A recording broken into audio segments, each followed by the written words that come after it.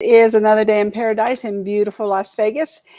And gee, there's so much information out there about what's going on in the market because there's so many moving parts.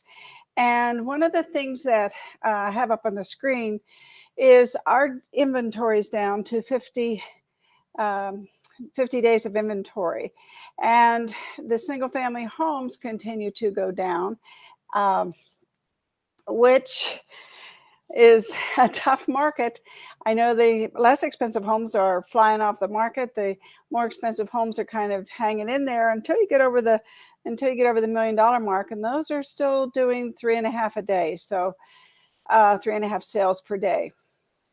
But it is an interesting market. We are selling 91 total homes per day, and that is resales. And one of the things that we're going to look at today is the new home builders in Las Vegas. Sorry, in Las Vegas, you notice that be quiet, be in Las Vegas. Jimmy and I were giving a class on Monday, and we were discussing the inventory. There are there's almost 600 available new homes on the market. And that's unusual. However, we have conflicting stories when we look across the nation, and we're going to show you a video of someone who has watched the market and is going to report on the new home market across the United States and those builders and what they think. Anyway, in the meantime, you see the for sale inventory is just hasn't really moved too much in the past 60 days. And we don't know if it's going to move very much going forward. So let's see why. I want you to listen to this gentleman here before we move on a little bit. And he's going to talk about whoops, let me get back here to the beginning. Okay, listen to what he has to say. Home builders are getting a big boost from the lack of existing homes for sale. We now have two this year, both January and this read in March, down 1/10. Didn't have any negative reads last year, and we do see that interest rates are moving higher, but it isn't because of business inventories.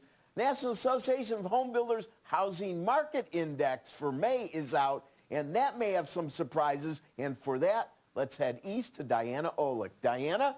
Well, Rick, Homebuilder Confidence in the single-family market rose 5 points to 50 in May on the NAHB Wells Fargo Index. 50 is the line between positive and negative, so it's the first time the index has not been negative since last July.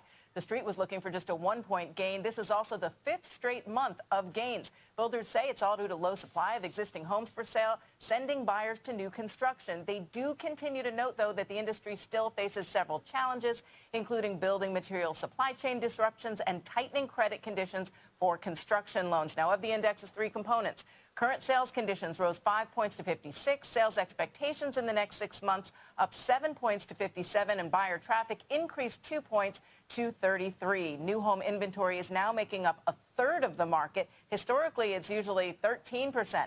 The builders said incentives certainly helped, but they are winding those down. The share of builders lowering prices has dropped for several months, as has the share of builders offering any kind of incentive. Sarah?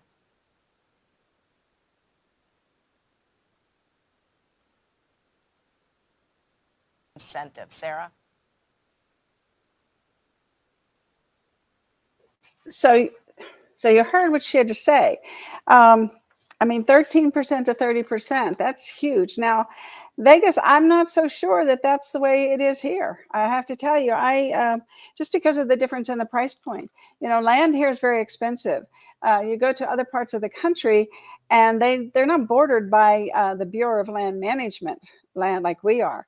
We only have so much land here, and they're not making any more of it. And it takes an act of Congress, literally, to increase our land availability for building and things like that. So we shall see what happens here, because like we said, there's almost 600 new homes on the market right now, brand new builder homes, sitting there waiting to be bought. There was a lot of cancellations, I noticed. I think the economy, things like that. But I'm surprised at, I guess I'm not surprised because I mean, there's such a wide gap right now between the price of a new home and what's the $430,000 median home price here, of which, that is 25% of our market. But let's look here. I wanted to, this is the home value index by Zillow. Very raw data, last April, or this past month, April. And it's year over year. And this shows the home values and whether they've increased or decreased. So this is basically a product of the price. If you look at Miami, Florida, Miami's increased in price by 6.45%. Well, now that's good and bad, right? Because prices last year went up pretty much across the board in the country in the first part of the year. And then we saw some things go down. They decreased a little bit in some markets. But I kind of did a video out of this because it was a long screenshot. So I wanted to show you. And I'll pause it here when I get to where I wanted to go. If you see right here, the United States, overall, our home value across the United States increased by 1.5%. Nothing to write home about, that's for sure, because the average, now this is just April over April. Don't get confused. This is not year. This is just 1 month compared to last year, same month. And now you look at where the market starts to go down in home values. And you will see, of course, you'll see us come up here because, we went down over 5.5%. And why did we go down over 5.5%? Because we shot up so high, because inventory was so low. So, I mean, we have 8 people moving here every hour. We have so much going on here in Las Vegas. So, I'm not surprised that because our price went up so high that it came down. And you'll see, other parts of the country as well did the same thing. So that's a moving part right there, the home values. And now we're saying, well, across the country, people are buying new homes. I don't know how that's going to work out, but we shall see. We shall see, because we've already heard from a different source. We've got labor shortages. We've got the value of the products are going up, so their prices may end up going up. So it's a prediction. It's a prediction. So we shall see. I just want you to be aware of all the moving parts. That's why we're looking at all these different numbers today. This is the housing market index and this is where we get that 50. That 50 on the new homes. This is the new homes that they said they were right at the 50 mark, which they see is going into the positive direction. And that's the housing market index, I believe, is more for investing in the stocks than what this reflects as much as who's buying these new homes, how many are they buying, but the builders seem positive. I think that's what this indicates. And then fewer Americans expect home prices to rise. And so if you look at the green says 56% expect 56% say that they're going to increase. 25% say they're going to stay the same, and 19% say they're going to decrease. Over the next year, do you think the average price of houses in your area will increase, stay the same, or decrease?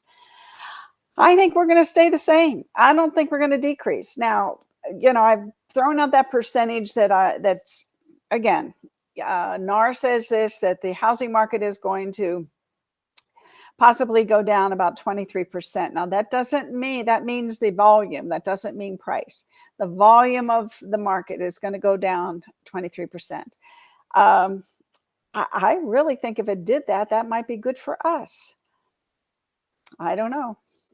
We shall see. There's a whole story to that thought. And then expectations for local home prices over the next 12 months. So,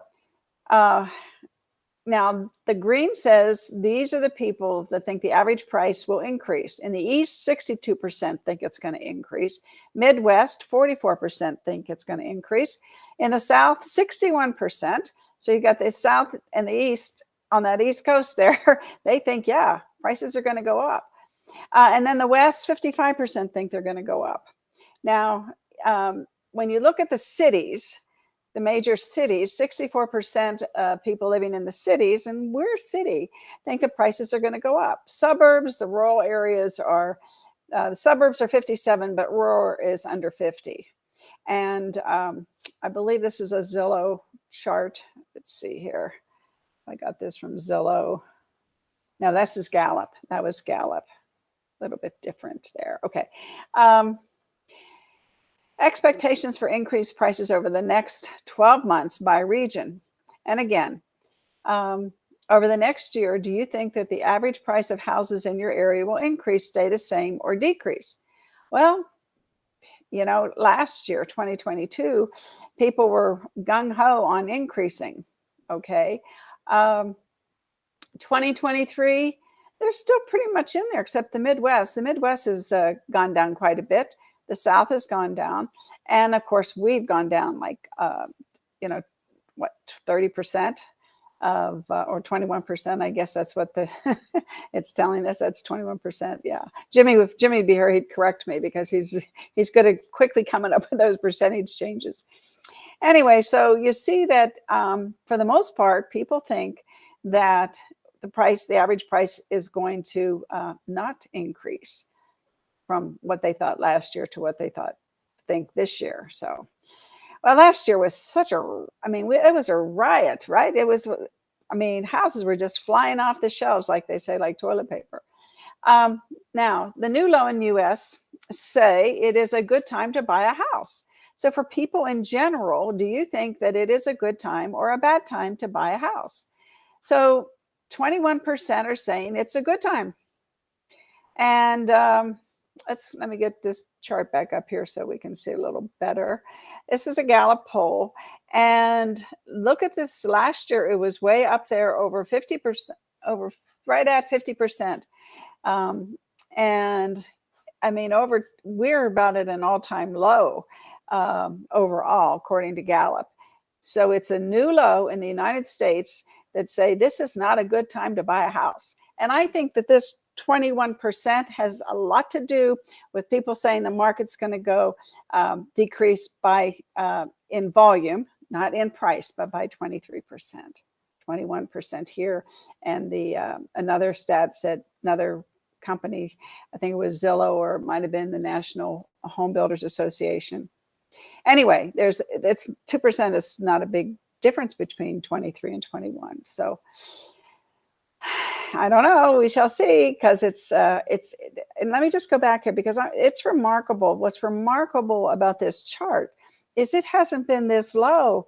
I mean, in decades. I mean, look at this, 1980, that's 1990, 2000, 2010, and here we are past 2020, and it's never been 21%. Thinking that it was not, only 21% thinking it's a good time to buy a house. This could be an investor's dream. Yes, it could be. It could be. Real estate wins as the best investment again.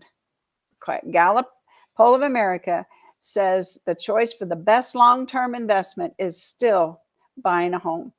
26% think gold is. That shocked me a little bit. 18% in the stock market. And then savings accounts. Oh dear. I don't know, with when you're not making a lot of interest, you're really almost losing money if you have a savings account or you just have your money in the banks just hanging out there.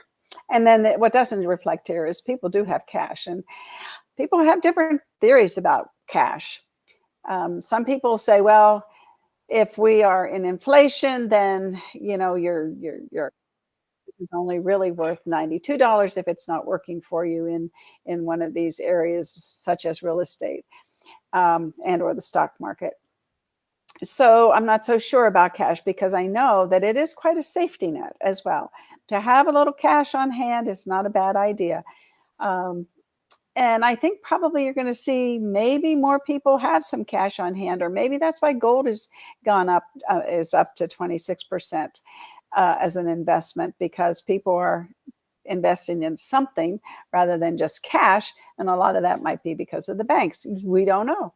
We don't know, because you can't talk to every one of these people that they they polled in the Gallup poll. And then not as many and not as long. So the percentage of 200 of the largest markets showing month over month price declines in April. So if you look at this, this is of 200 of the largest markets, 16% are showing price declines. Now we know ours held steady. And again, Vegas is a different total, it's an island unto itself. We have such a different economy and people moving here because we have California beside us, and the weather and all the things that we have going for us. We're just a different island. I want to say a different animal, but we certainly didn't see a decline. So we are not amongst these 200 largest markets. So, I mean, we're in there, but we probably brought that 16% down a little bit because we brought it up because we're like not showing that. So I don't know. Sometimes these charts can drive you buggy a little bit. Okay, so I think I think that's it. That's a lot of data. I will share those slides in the group. And Kane is just about finished with our email system to where you can just send us one email that you want these daily slides automatically 3 times a week in your inbox. So we're looking forward to that. And that should be soon. I keep saying any day. He says, don't quote me, don't quote me. Okay, well, let me just say, since we're talking about housing and investments, and yesterday or Monday, we were talking about tax strategies. Of course, we are having this super duper class, the 1031 tax deferred exchange class. I'm telling you what, Sheila from Arizona is just incredible. And just Zoom this class. I don't care if you need the credits or not. You need to take this class. It'll be worth every penny of the $20. And if you bundle the 6, this could be your free one. Anyway, it's just a fantastic education. And people are moving here to invest. And I don't know if you saw the paper this morning, but there's a lot of tax payers on properties that didn't pay their property taxes. And let's see here. This is, did they number the pages? 1D, 28 pages of, and it's pretty fine print of people who are back on their taxes. And if you are reaching out to investors, you might want to look at this and see, because it tells you the parcel number, it tells you the name of the owner, it tells you the taxes they owe, the penalties they've incurred, and then the cost. I'm not sure what the cost is. It does say here what that means. Anyway, it gives you a whole description here. And if you're looking to, I would go down here. I see like many investors have multiple homes here. I don't want to name any names, but there's quite a few of them that have multiple properties. Here's one that's probably got over 50 properties and they owe taxes. So you might be able to pick up some, just go direct to these people because it has the parcel number. And if you can do your research, you could find some perhaps good investments for some of your investors. And if you know how to talk the talk about 1031 tax exchanges, because these people might have some properties. Now listen carefully. They may have properties where in the past couple of years they've made 11 to 18 to 20% because of how prices have gone up, depending on what they bought them for. But it's at least 11, in some cases 18 to 20%. So they might want to divest, sell that, do a 1031 on that property that has equity. And instead of one property, now they'll have 2 properties because they're going to get those 2 properties for almost the price of that one property. If you really want to get down and dirty and do all the research to accomplish that. You understand what I'm saying? These people that owe taxes are willing to sell their houses probably for extra cheap. Otherwise, if they don't pay them, guess what happens? Yeah. The government. Yep. Taxes. That's how you can lose your house, is don't pay your taxes. And where does it go? To the government. Yeah. So anyway, a lot of work in those 28 pages, but it could be very lucrative. And if you can maybe get a little investment group together and start, and they all pitch in some money, and or do a 1031 tax exchange to take advantage of this particular situation where people owe taxes and they don't have the money to pay, or they've decided that they're going to relinquish those properties for whatever reason, and they didn't pay their taxes. So that is the tale of the tape. Now, if you want to hang around, I am going to put together, I've researched and got some interesting social media video, because that's what I think everybody needs to be doing, right? Is video. Let me get rid of some of these things so I can get my thing going here. Here it is. We're going to talk about video for a few minutes. And if you have we're at minute 21, so this may go over.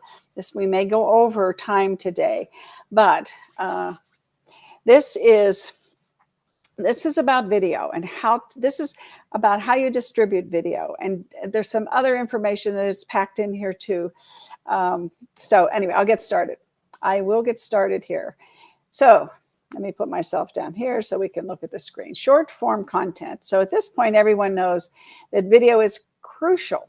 It is crucial for every social media platform and your real estate business. And if you don't know that, you wouldn't have this is going to be one of our downloads, but we didn't have it in time. But anyway, I will provide it in the group and you can download it. So let's skip the lecture on why you should create short form and go straight into what you should do. And once you're ready, and you've already filmed it, perhaps you've already probably got some content in your phone or somewhere. So what we're trying to do is focus on what to do with your short form content after you've recorded it.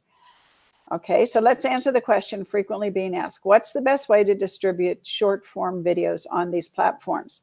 Now, you know that for years I've been telling you, go deep, not wide. And a lot of you have gone deep on Instagram. And while you all did that, I went deep on YouTube and LinkedIn and Facebook. A lot of you are on TikTok and Instagram, not on Facebook, whatever. So if you're on TikTok, do you do Reels? If you're, and do you record it in the app?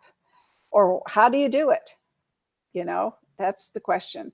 So TikTok, we're going to talk about throughout this little ebook as well.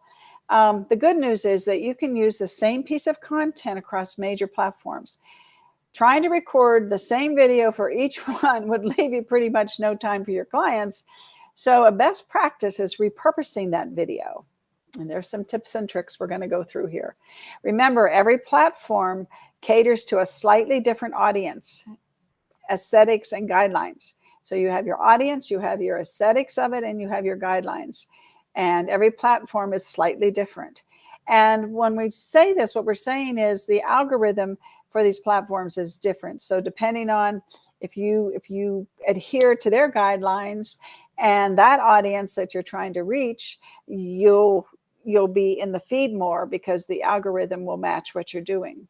So for example, Facebook has stricter copyright laws regarding music and trending audio. So an IG reel or TikTok might not work on Facebook reels if you're using a song that isn't allowed by Facebook.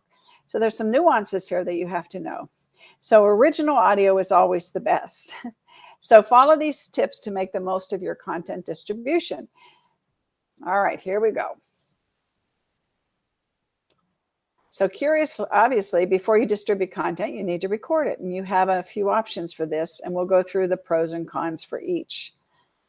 So record natively in the app. Okay, so the first option is to record your content natively in each of those applications. But this entails opening up whatever platform you want to post on, record it to a new reel, a TikTok, and then publishing it to the feed. So the pros: Instagram Reels, Facebook Reels, TikTok, and even YouTube Shorts have incredibly user-friendly editing. So it can be easier and more cost-effective to edit the videos yourself in the app. It is important to learn how to use these features as these platforms continue to change. And boy, is that the truth. If you just upload a video and you post, you won't learn all the tricks and cool editing features that can enhance your video. So you want to upload it and pause. And almost every major platform loves when you use their platform and how it was intended, which I just mentioned. It'll boost your algorithmic standing in the feed. So recording and editing short form videos in the app could help with performance of the post. Now, using the platform's music, stickers, filters, green screens, we talked about green screens last week, editing and other features might give your content a little boost as opposed to just uploading a raw video and posting. Of course, because when you edit things, you're giving it some pizzazz. And we gave you 100 hooks the other day for some of your openers on the videos. Now, the cons. The option of recording in-app is obviously extremely time-consuming, especially if you've gone wide and not just deep. So it means recording different material or the same material over and over in each app. So there's always a learning curve for figuring out all the different features. And a lot of busy agents might not have the time to learn all the little tricks. So a good way around that is to batch record videos. So pick a time each week or each month and record a bunch of videos in one session. Now, I've told you several over the past couple years, actually, because I think my friend Glenda Baker started in 2021 in August, October, and she started batching her videos, and she got it to the point where she would take a Sunday a month and she would sit there and batch a whole next month's worth of videos. And if you go to TikTok and you look at Glenda Baker, you can see she will change her sweater. She always wears stars. And she just continues to just go on. You'll see her hairstyle is the same on many of her videos. And her videographer tries to mix them up a little bit. He's really good. And she records it and then sends it to him. So he's not even in the same state as she is, unless that might have changed, but I doubt it. Because once you get comfortable with one person and they know your personality and things like that, you want to stick with them. So batch recording is huge and it's a time saver. And then it gives your videographer time to be more creative. So you pick a time each week or each month and you record them in one session. That way you have all your content planned out and can focus on the posting part. So if you're using Instagram Reels, we highly recommend downloading the video directly to your phone before publishing. Now, why would you do that? I think I've mentioned this in the past. You can redistribute to other apps without the Reels watermark. Okay. Also, there's a chance the video you saved in the drafts will disappear the next time you log in. And that's happened to me many times. Speaking from experience, this is an agony you want to avoid. I don't want to go into my situation, but yeah, it happens. There's my friend Glenda. Now it says nothing is scripted. Well, I know she writes scripts because I was in a little mastermind with her. So she does do scripting, but maybe not always. So maybe there is some opportunities when she doesn't do scripting, or maybe she was just talking about that. Anyway, record off app, also known as on camera. So the next option is to record out of the applications. Your camera phone, assuming you have a newer one, is fully capable of this. But if you want to level up in terms of quality, invest in a camera and a mic. So how to start a podcast ebook is coming soon, and it'll give you several equipment options if you're just starting out with podcasting. And I say, if you're going to do a podcast, do a video and then have someone reduce it to the audio portion of it.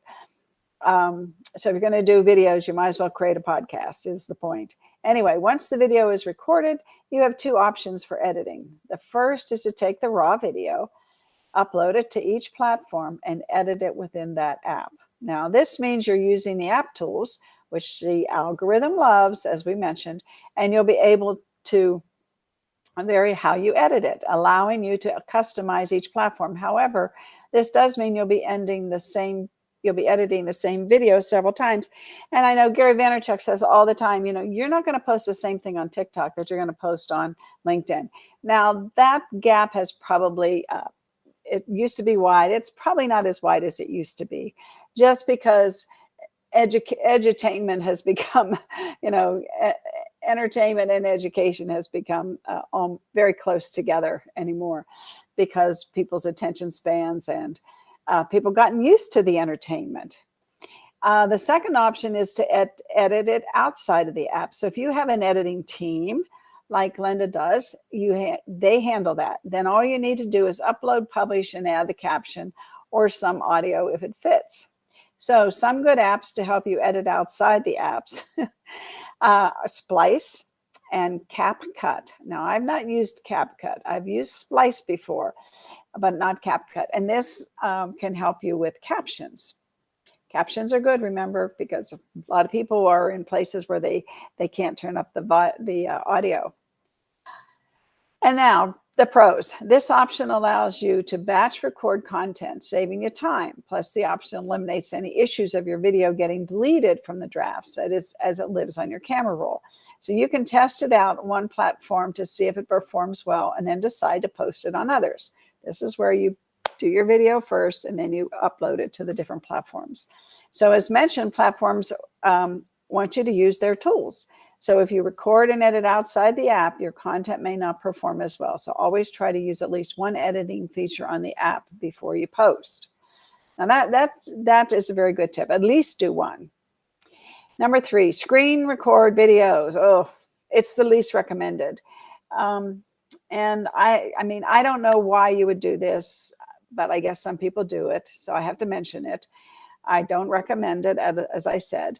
So let's say you posted the video to a platform, but you didn't save it. This would be like that extreme example, which hopefully you understand that you want to save it. And now you want to post it. Well, you can screen record that video, meaning, right? You know what that means. Save it to your camera roll and upload it to another platform. First of all, the quality is going to suffer. The timing could be off, and the algorithm won't love a screen recording because it's like in between a photo and a video. So below, we'll discuss some other methods to repost videos from one app to the next. Yeah, just as much as possible. I would just not do it versus doing it if thinking like an algorithm.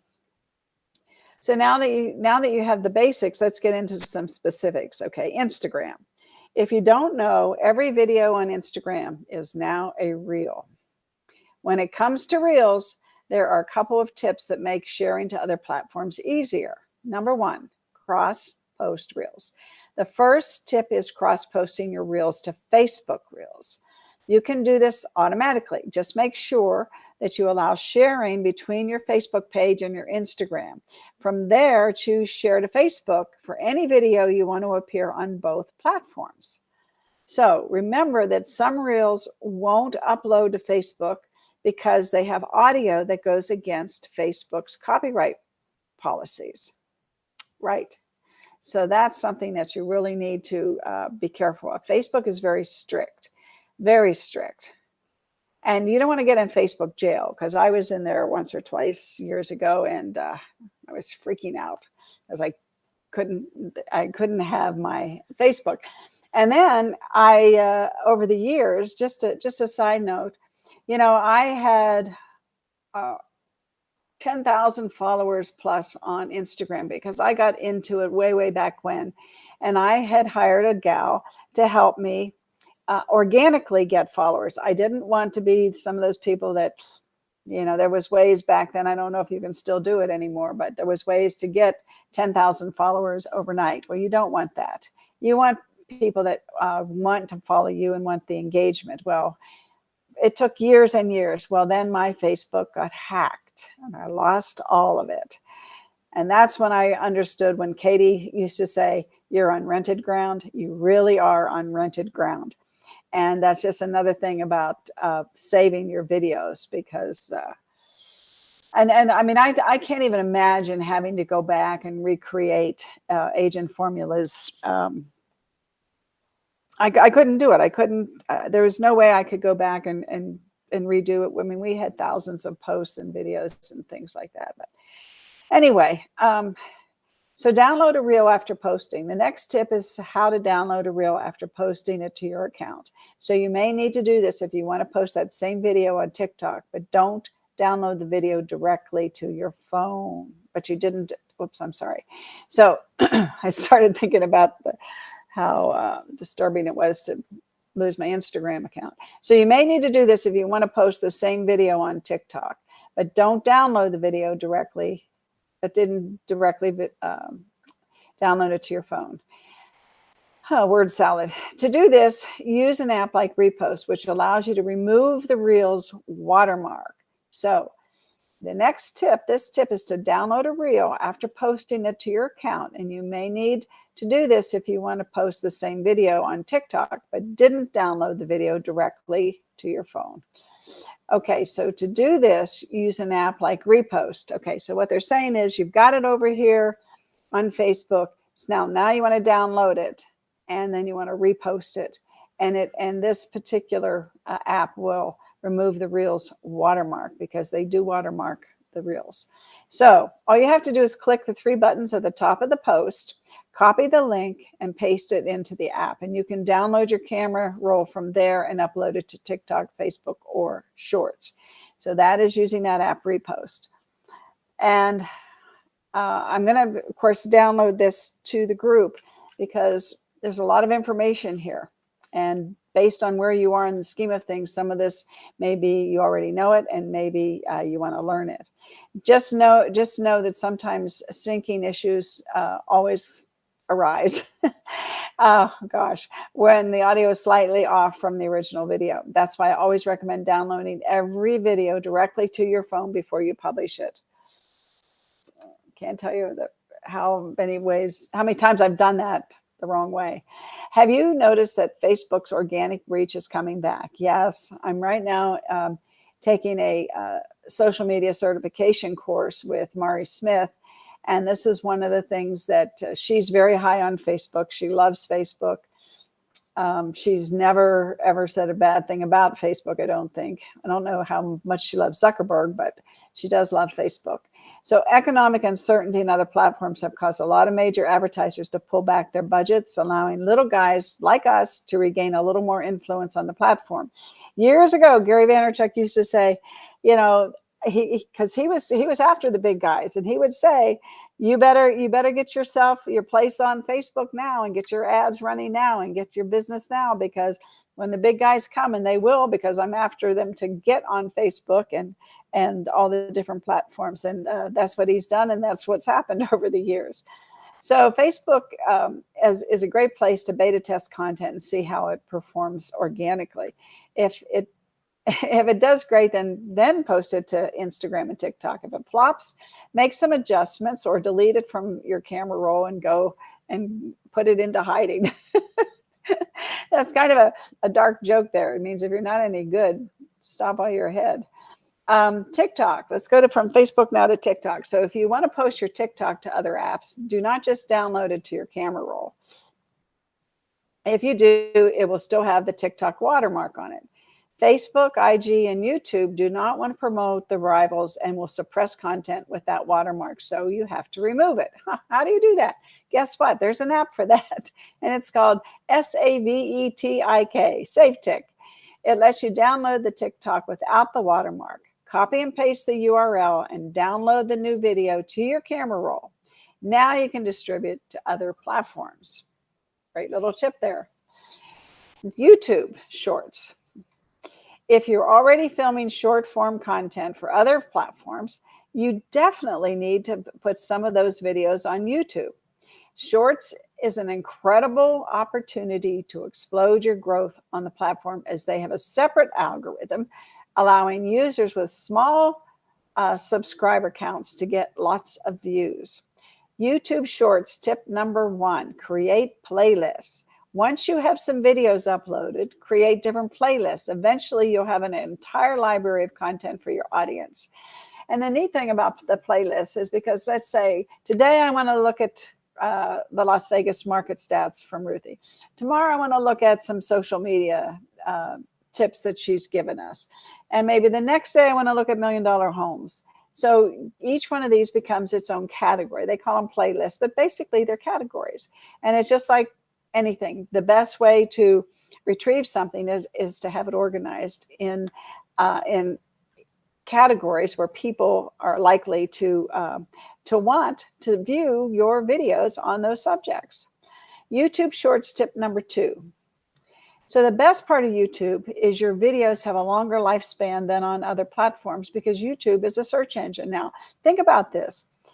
Reels, all these other things, they're here and they're gone. Now, TikTok, they're there, but the people have to go. I go to Glenda Baker's and I actually have to go down and search for what I'm looking for. And it's not as easy as YouTube. YouTube, like, again, these shorts remain there forever. Facebook Reels, no, and Instagram Reels, no. They're here and then they're gone. So it's important that you understand that YouTube Shorts remain there forever, and so YouTube allows you to search for them. You can say search for Las Vegas market stats, and several different sites will come up. So it categorizes everything on its huge platform. The best part of YouTube is your videos have a longer lifespan. So this makes the title of your video, the first 1 to 3 lines of your description, really, really important. All your copy must be SEO centric, so include keywords related to your video in the title and description. I can remember years ago, somebody said, use rev.com, which is rev.com, upload your video to it, let it put captions on it, and create a description, which it will do. Then post that description on your YouTube description. So basically, back in the day, your description was every word you said on that video. And I still think some people do that, and I still don't think it's a bad idea. Now they have chapters and everything else too. So there's a lot that's been improved over the years with YouTube. YouTube Shorts, create clips from long form content. Oh my gosh, there's so many subjects that you can talk about. And if you can learn to put them in snackables like Glenda Baker has, then those snackables can be shared across all the platforms. So if you're already forming long form content, podcasts, listing videos, market updates, market-centric videos, educational videos, you should definitely start chopping them into short form clips. And if you want to learn, go look at Gary Vaynerchuk's shorts. They're very, very interesting. And he has, over the years, he's been doing this for, he started doing it before, I think he was 16. He's now about 43. So he's been doing this for quite a few, quarter of a century. So he has developed the style of being able to say things succinctly. And with practice, you can too. And sometimes you can get 5 to 10 clips from one long form video. I've seen Gary do that when he talks about negativity versus positivity. He's got that one video that I love, and he's taken many clips from that one video because in the one long form video, there's several different points about negativity versus positivity. So he clips them based on, the contextual content. So pro tip, to give your short form content a longer lifespan, embed your reels, TikToks, and shorts into blog posts on your website. It's so easy to do. And if you have an Agent Formula website, I mean, it's like creating a Word document and just pasting something in there. It's very easy to do. This can improve the SEO of your short form content, give you content to write about, give you things you can send in an email blast. And of course, Tom Ferry and Jason Pantena have been talking about this as a tip. Agent Formula has been saying it for years, but we don't have the audience, of course, that Tom Ferry and Jason Pantena do. So they have been telling everybody, all the realtors, to do that. So thank you for that, folks. Makes us stronger as a unit. Now, here we go. Hook and retain. Now, we just gave you 100 hook phrases the other day. Hopefully you downloaded it. Hopefully you just go, what an easy way to start. So every platform rewards creators when their content is actually watched all the way through. But in today's scroll by world, everybody's thumbing through there, and I'm sure they pass many good things up, but it's tough to capture anyone's attention. So the most successful short form videos immediately capture attention with a solid hook. Hold that attention for the duration of the video and then give a call to action at the end. And there's tons of agents who are killing it with short form content. So if you're looking for inspiration, find a few styles you like and work to emulate them. We've been talking about that for years. Just go on and find something you like and then just emulate it. Tom Ferry calls it rip off and duplicate. That's kind of a dark way to put it, but that's what you're doing. So here's a few agents you can follow. Taya DeCarlo. Now, her video the volume didn't work on her video the other day. We were going to show you on her ability to hook you. And Glenda Baker, we did show her. I haven't looked at Massive Agent yet, but I will look at that. And Katie Day is really, she started out being an amateur. And now she has really escalated up because she does it every day. And well, she does a lot of batching now. She does a lot of batching, but she is great. And then Brad McCallum is one of my very favorites. What he's been able to do is incredible. And he started out not knowing what he was doing, knowing how to do it or anything. And he just fell in love with it. And you can tell. And Brad McCallum on YouTube and his $1 Million Homes. And he's from Canada. And he's just incredible. And yeah, well, you have to watch him. Focus on a hook. Talk about hooks, and that'll make people stop on your video. Don't bother introducing yourself. If they want to know you, they'll look you up. But it's more about what you have to say than who you are. Now, unless you're an influencer like Gary Vee and some of the other ones. But for the most part, people are looking for what you're saying, not who's saying it. Just work to shock or amuse viewers in the first 3 seconds of your video to capture their attention. From there, you need to retain their attention so they keep watching. Quick camera cuts, location changes, text overlays, and fast-paced action helps with this. And then you do everything you can to remove dead space to keep them from watching to the end of the video. And you can even use text hooks throughout the video, like wait until you see this or watch until the end for more information. Finally, create a call to action that will entice people to comment or engage with the video in some way. The more engagement, the better. Ending your videos with questions that people actually answer in the comments section. So change things up. Moving on here. If something isn't working, change it. Even if you post the same video with the same editing on every platform, you can adjust the caption and the music. Learn what works best for those platforms. And the reason, if you think about it and reverse engineer it, it's because the different platforms have different audiences. Instagram is the younger crowd. Facebook is a little bit, mid-range to older. TikTok, I don't know. I think everybody watches TikTok. It's very entertaining. The young people and the older people. I know some 80-year-olds that spend a lot of time watching the TikTok videos, and I know that because they send them to me to see what I'm missing. Anyway, so trending or instrumental music, neon text overlays, or white. When you feel your content is stuck, just ask what you can change to improve it. And that of all the tips today, that's when I have to really applaud the people who have hung in there and changed their style and changed their message and stop selling and start educating and entertaining. Anyway, let's make horizontal videos work. Well, it's all about vertical videos for these platforms, but that doesn't mean you have to throw out something that was filmed horizontally. Download InstaSize. InstaSize is a great, easy to use editor that can turn horizontal videos into vertical by giving them a background. And I found that while backgrounds do way better than black ones, but you can try it out for yourself. The brighter, the better. And we use Veed.io, which I like Veed very well. It's got lots of different features. I haven't personally used InstaSize, but I'm glad to know, I'm glad to share. Add the text above or below the video in the background to add some extra visual appeal. And do this with a lot of, you can do it with mime style reels that were originally not full size vertical.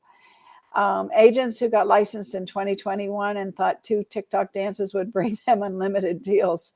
Yeah, you've got to actually give people value. And use captions. I said this earlier. Make sure you add captions to every video so people get your message without having to turn their sound on. You can do this in-app or use an app editing software. Like I suggested, I like Rev. I like Rev because it has a great platform that stores the videos. I can go back and retrieve something that's just in a list and has a date on it. And I can, maybe I did that last summer. Well, I can go down the list and retrieve it. And there's the captioned video. And it's captioned and it does the transcript and it maintains the video on its site. So I can't even imagine how large their server has to be. But anyway, it's really good. So thumbnails, oh gosh, I struggle with thumbnails to this day. So and I'll tell you why. It's because I let somebody else do it. I have great ideas about thumbnails, but I don't do it myself. There's only so many hours in a day, and maybe over time I'll get better at it and figure out an easy way for me to do it. I see what Tom Ferry and Jason do, and I'm not real thrilled with the way they do theirs. And here's the thing: everybody starts doing the same thing the same way. And I'm not a fan of that either. So I'll put my mind to it. I'll come up with something original so I don't look like everybody else. I actually do have a couple ideas already. So I'll let you know when I do it. Anyway, you have to be engaging. Screenshot within the video natively on IG or TikTok. Try to make sure it has text that covers the topic of the video as well. Now, there was some school of thought a year or two ago that you shouldn't do that. You shouldn't just snap one of your a frame from one of your from your video. You should do something different. And I actually see when people do something different that they get more engagement, more views, more subscribers. Thumbnails are important. And Canva is a great tool to create a thumbnail. And again, you should tell the viewer what the video is about in your thumbnail. Think Netflix. You want people to know what they're clicking on for some thumbnail inspiration. Check out Taya DeCarlo or Paige Stecking's pages. Now, I haven't looked at Paige. I've looked at Taya DeCarlo, Taya's 2 cents, but not Paige's. But I will check out Paige's. I haven't looked at hers yet. And that is the end of the story. So we did short form content, we did recording options, we did distribution on the different platforms, and we did best practices. So here's basically what you can learn when if you download this and you use it. And I give a shout out to Brian Lazine and his crew for giving a lot of this content and allowing us to share it. And he's super duper. I'm a member of his X group. Okay, everybody. I know, like, I need one more mentor. Anyway, think about the market, think about video, and think about your future. It's going to be here before you know it. I love you all. Vegas is just continue to just pop. Hopefully you're watching the nights, and they'll be on Friday night. I think it's at 5:30, their first of 7 with the Dallas Stars. Yeah, Dallas Stars. And please, please, please, please, please sign up for our class. You will not regret it. And you go to be.vegas, and remember, look, all these investors, there's potential investors here. Great time to take the class. Great time to get involved when you can talk to people intelligently about anything. They think you're the expert, the knowledge broker. I love you all. Have a great day. It's gone 55 minutes today, but I hope you enjoyed it. And I know my video crew will cut it up anyway, so hopefully they will separate the last 30 minutes for you. Talk to you soon. Bye.